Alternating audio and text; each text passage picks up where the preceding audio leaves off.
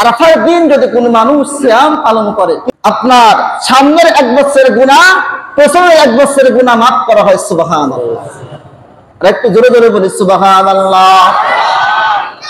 সম্মানিত সুপ্রিয় কোরআন প্রেমিক ভাইয়েরা, বিশ্ব নবী জনাব মুহাম্মদ রাসূলুল্লাহ সাল্লাল্লাহু আলাইহি সাল্লাম বলেন, সিয়ামু আরাফা ইন্নী আহতাসিবু আলাল্লাহ আয়াকাফিরু সানাতাল্লাতী ক্বাবলা ওয়াকাফিরু সানাতাল্লাতী বা'দা।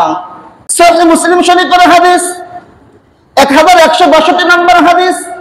বিশ্ব নবী জনাব মুহাম্মদ রাসূলুল্লাহ সাল্লাল্লাহু আলাইহি সাল্লাম বলেছেন, আমার যে উম্মত আরাফার দিন সিয়াম পালন করবে, ওই উম্মতের আপনার পূর্বের 1 বছরের গুনাহ এবং সামনের 1 বছরের গুনাহকে আমি মাফ করে দিই। সুবহানাল্লাহ।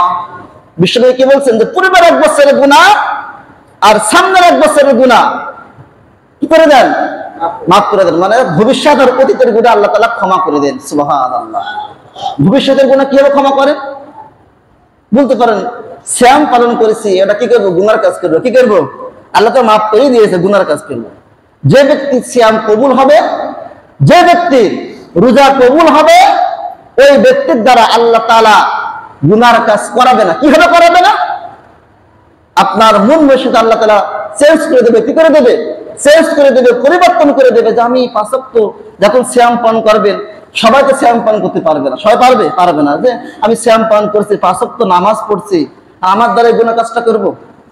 হুজুর তো বলছিল মসজিদে, যে ব্যক্তি সিয়াম পালন করবে ওই ব্যক্তি গুনাহ কাজ করতে পারবে না। খালি মনে হয় আমার সিয়াম কবুল হয় নাই। যখন আপনার মনের ভিতরে এমন নাড়া দেবে, কি দেবে? নাড়া দেবে, তখন মনে করবেন কি আপনার সিয়াম কি, আপনি গুনার কাছ থেকে বিরত থাকেন, তাহলে জন্ম সিয়াম কবুল হয়েছে, আমার আল্লাহ তাআলা হিফাজত করছে। হিফাজত না থাকতে পারেন, তাহলে কি করবেন? তবে সিয়াম মনে হয় কবুল হয় নাই।